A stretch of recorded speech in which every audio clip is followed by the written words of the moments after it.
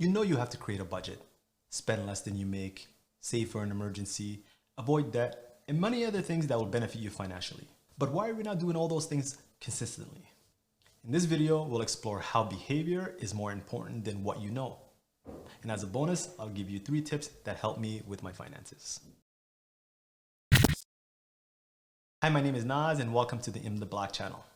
My focus is to provide you valuable information to help you move your finances from red to black. If this is your first time, like, subscribe, and click the bell for more content like this.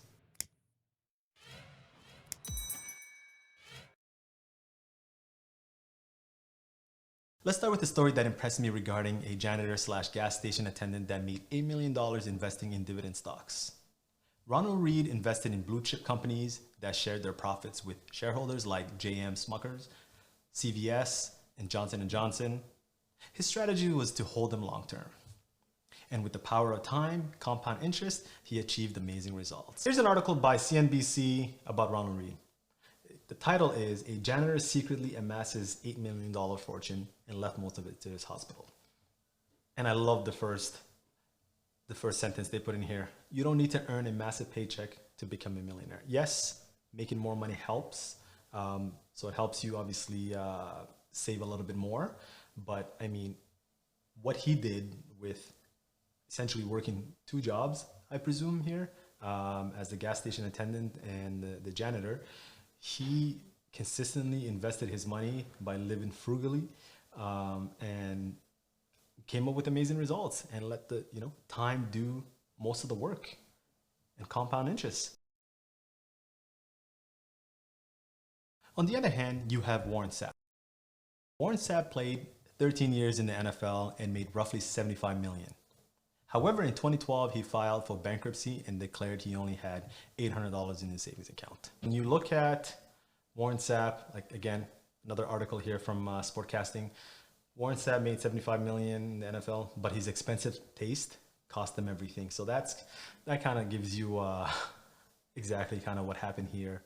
And when he filed for bankruptcy in 2012, after racking up $6.7 million in debt, that's a lot of money. And I think they said that all his assets around 2012, when they were looking at the bankruptcy hearings and all that, his assets were worth 6.5. So really, yeah, he was not going to come out of that. But yeah, how do you look at somebody who made $75 million and have like $800 left in their account versus somebody who was probably, as they said, they're probably exaggerating, but made $50 a week and saved $40, and at the end of his life really amassed $8 million in wealth? That is incredible. So the point that I would make here is those 2 examples on the surface look very clear to us. One individual made better decisions than the other, but without knowing every decision they made with money and the information they had at that time, we would only be speculating. From my perspective, like I said, Warren Sapp came into money very fast, fell for the trap that many other athletes have, and money was spent very fast. Savings probably not even considered. It's more of like, hey, I can continue this lifestyle for a bit and then I'll save later, and surely something always happens and it comes to an end. I can only imagine also the pressure of being in the public eye as a celebrity with all those expectations and everyone after your money. Yeah, I'm sure that Ronald Reed didn't have that type of pressure, but still, it's kind of, it's tough. We're living in different times, I would say. All that to say, our relationship with money is more about emotions than facts. Everything looks good on a spreadsheet until we have to execute the plan every day.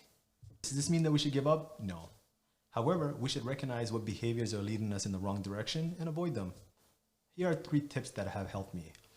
Tip number 1, implement a system that shapes your behavior to make better financial decisions, such as biweekly budgets, reconciliation, a yearly spending plan, and a monthly network review. These tools at the very least will help highlight the issues, and you can catch them earlier on and re-navigate in a different direction. Tip number 2, avoid triggers that lead to bad spending, such as having Uber Eats app on your phone. We've all been guilty of looking through our phones and seeing an Uber Eats ad for our favorite meal. And 15 minutes later, the meal is at your door. Those spontaneous purchases add up. So it's one of those tricks to know yourself and see how you can just avoid some of those things. Tip number 3, continue to learn about how money influences you, as there are so many triggers we are not aware of because they are embedded deep within us subconsciously. And it's one of those things that you don't even recognize it until you pay close attention to why you're doing certain things, right? You meet with friends on Friday, and then so you end up spending $100 on just dinner and just hanging out with your buddies.